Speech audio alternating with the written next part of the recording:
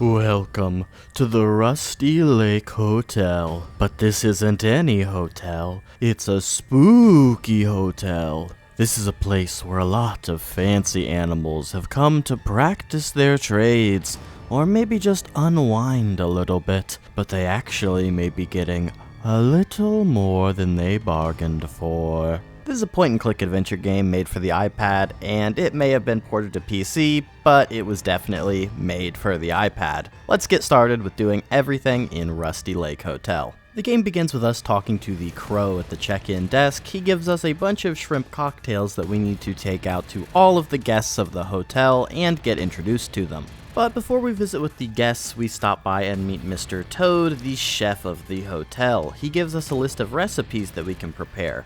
These include a meat type and 2 optional ingredients. This is where the majority of the achievements in this game will be earned, and you get 3 stars for collecting all of the ingredients for the recipe by the time that you cook it. So next we go around giving everyone their fancy shrimp cocktails and introducing ourselves, and once we've talked to everybody, we can finally move into the night phase, which is the second half of the game. Our first hint that things aren't quite as they may seem at this hotel comes when we get a phone call from Mr. Owl. We pick it up and he tells us to go view his portrait, and now he's holding some mushrooms that we can grab out of his hands. This earns us our first achievement, mushrooms, and this was a hint on how I needed to proceed in the game, but I didn't pick it up, so we missed out on a little bit of content. So now that we have those mushrooms in hand, we can hop in the elevator and head up to the first or second floor where the guests are staying. This is where we'll be doing the point-and-click missions that are the majority of the game, so we choose to go up to the first floor, and we start with Mr. Boar's room, basically 100% randomly. We didn't really catch the hint we were supposed to go to Mr. Deer first, but it works out in the end anyway. The first thing we find in Mr. Boar's room is a note up on the wall about him being here to help alleviate some of his addiction issues. Surely we won't be taking advantage of this. That sucks for him. I also accidentally clicked on the door to leave and get the message that we can't leave until we get some meat, so you probably know what's happening here. We can't leave, so we may as well work on solving some puzzles. Now you need to solve every single puzzle in a room before you can leave, and this is a big part of this game. Obviously it's a puzzle game, so there are some pretty neat puzzles here that we can work on, different things hidden in different rooms that will help you solve various puzzles. Remember those addictions we were talking about before? Well, anyway, we find a pipe that we give to Mr. Boar that he begins to smoke, and things in the room start to get a little bit smoky as well. We start to have a little bit of trouble seeing things. The room gets so smoky that we actually somehow end up outside, surrounded by trees, and there are a bunch of birds in these trees, crows in fact, that we have to click, and then as we move through these crows, eventually we see the crow, Mr. Crow, outside. He's holding a knife, and when we grab it, he says, "You know what to do." And I guess we do, because we earn the achievement, "You know what to do." We also earn achievement number 3 for finding some gross tomatoes in Mr. Boar's room as well. Then, while Mr. Boar is out of the main room, we set up an elaborate pulley trap, and when he comes back, we give him a little bonk on the head, and when we harvest the carcass, we earn the achievement Boar Ribs, because I guess we know who's coming to dinner tomorrow. After we have the meat in hands, we transition back to the morning phase, back in the main lobby of the hotel. With our boar ribs in hand, we give Mr. Frog the instructions to go ahead and prep it, and we get our first dinner service with all of the guests. Well, almost all. They don't question where Mr. Boar went, which is kind of weird, but it is what it is, I suppose. They enjoy the meal, but obviously not as much as if we would have had all of the ingredients, but with that said, it's time to move into night phase number 2. I keep putting complaints into management, but they just keep assigning me to shifts with Mr. Crow. He's always on some weird stuff. He makes me pull a carrot out of his pocket to earn achievement number 5. And who loves carrots, you might ask?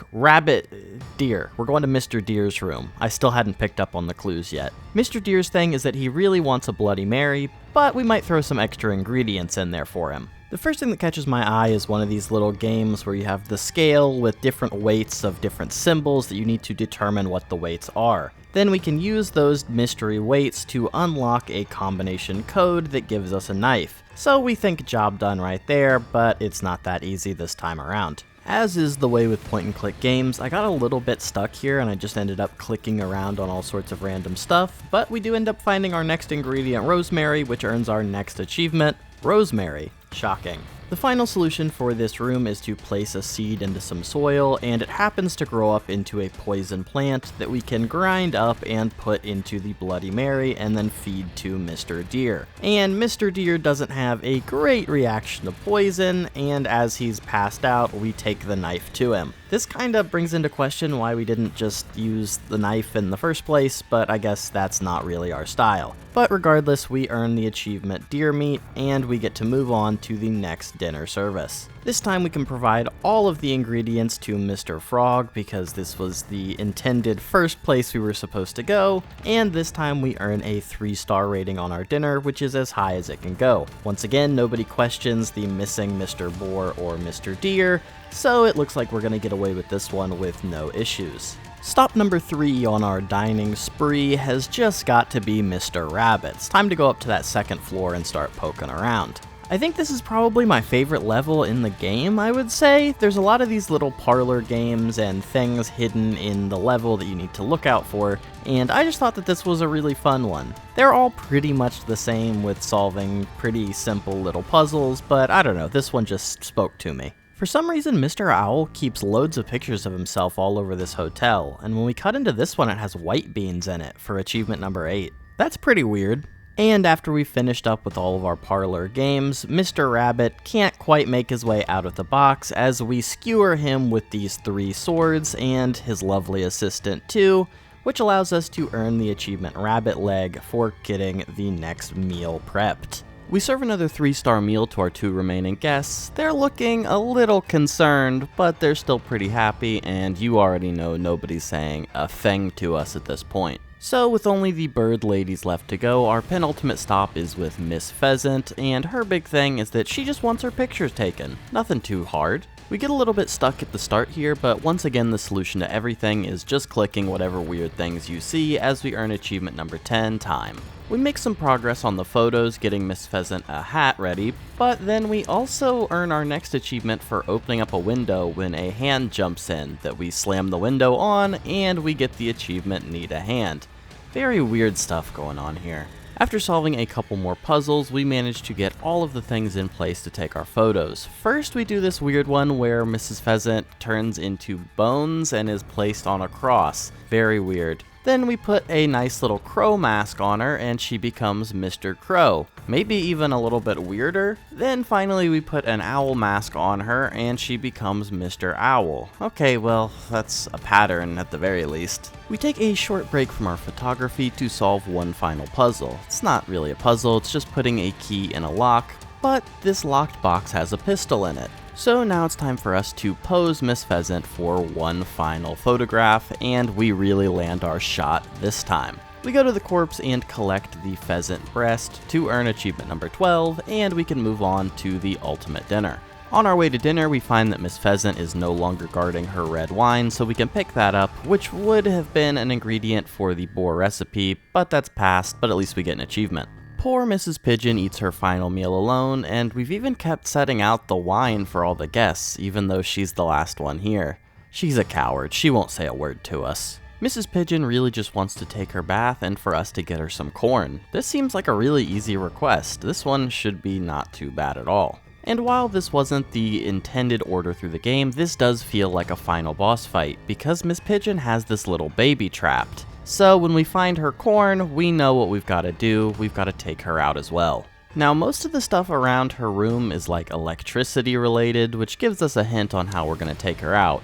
But there's also some other weird stuff, like this little bug catching minigame that when we don't trap the bug, we earn achievement number 14, Can't Catch Me. This was cool, but it's a little weird, out of place, kinda. Eventually we do manage to catch the bug though, and we manage to solve all of the puzzles that allow us to unshackle the baby pigeon. And this baby pigeon is out for revenge. They want to help us, so they go hold down a electricity switch that we wouldn't have been able to handle on our own, so that we can go shock Mrs. Pigeon, and then we claim achievement number 15 for collecting the pigeon's wing. Back in the lobby, now that we've stolen all of the room keys from their owners, we can grab the cigar box from the lounge and earn the achievement Secret Rusty Lake Specialty. We instruct Mr. Frog to cook our final sad meal, but when we go to the dining room to serve it, Mr. Crow tells us we should take this last one up to Mr. Owl. I guess that makes sense because we don't have any other guests left. So we take our final meal up to the secret room of Mr. Owl. Previously this was private and we couldn't get in here, so it's kinda nice to have our last dinner with the big boss man himself. He's holding the tray with the pigeon's head, which is kind of a nice touch, and he tells us that we should go around his room and look at some black cubes, so let's take a look at that, I guess. As we move around the hotel room, we click on different black cubes and see different animals appearing. We also click on the former bellhop and earn the achievement Just Hangin', because apparently he's a bat now. Weird. Finally, when we return to Mr. Owl, he has a hidden white cube he wants us to look at. When we get a closer look, we see another one of these weird forest scapes, but now it's filled with black cubes and various animals roaming around. And eventually, we pan to an elevator rising. We get the achievement The Elevator and see a man in a yellow suit. I don't know what any of this means. I have literally no idea. The elevator's rising to the top of the hotel from below, and it says to be continued, so I assume this will be relevant in a future Rusty Lake game, but I haven't played any of those, so I have no idea what any of that was, but we have 5 achievements left, and it's time to get on that grind to finish this game up.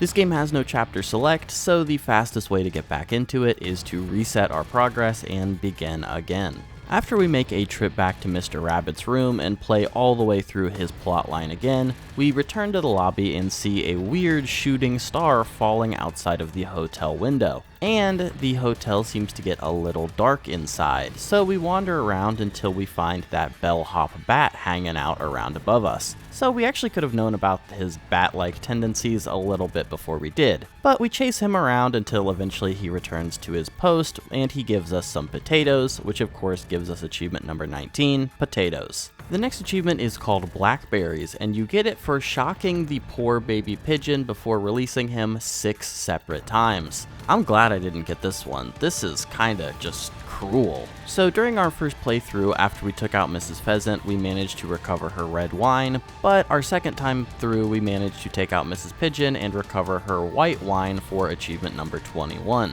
The next achievement I actually missed twice completely, so I had to go back a third time to get. If you stand still for long enough in front of Mr. Rabbit's window, eventually you see this mysterious figure pass by and you earn the achievement Watch Closely. And our final achievement is another one that I'm quite glad I didn't figure out on my own. It's called Albert's Way. At one point in Mr. Deer's questline, you need to catch a butterfly, but if you use a knife on it instead, you earn the achievement. But now we can say we've officially done everything in Rusty Lake Hotel. So how did we do? Rusty Lake Hotel took us just over 2.5 hours, and if you were using a guide, you could have done that much quicker. This is a very short game, so it was nice to knock out for some easy achievements, because who doesn't love doing an easy game every now and again? So this was a really weird game, but I feel like it would probably be enhanced quite a bit if I was more familiar with the Rusty Lake franchise as a whole. This is also the name of the studio, and they have done, it seems like, a pretty good job of developing this whole world that stemmed from this one mobile game. And I gotta say, it definitely felt like a mobile game, and it's a point-and-click adventure, so, you know, some of the solutions are a little unusual, but it actually had a story. It felt decently good to play on PC, and I wouldn't have any complaints about playing anything else in the series going forward. However, the main draw for me was the length of the game. Knowing that we could finish this one up in a couple hours, I was looking for something a little bit shorter to play this week after we've kind of been working on some bigger projects in the background. So overall thoughts on the game, I thought it was pretty neat, but I don't know when I will be returning to the franchise in the future, if I ever do. But I wouldn't complain if I did, because it did seem pretty good. So thanks everybody for watching up to this point of the video. Sorry that this one is a little bit short. Again, we're kind of pulling back to do some shorter games for a little bit while we work on some bigger projects in the background. But I hope you enjoyed watching this. Please feel free to leave your likes and any comments on future games that you want to see me check out, or if you want to explain the ending to this game, because I have no idea what was going on. But I hope to see you next week for the next video. See ya!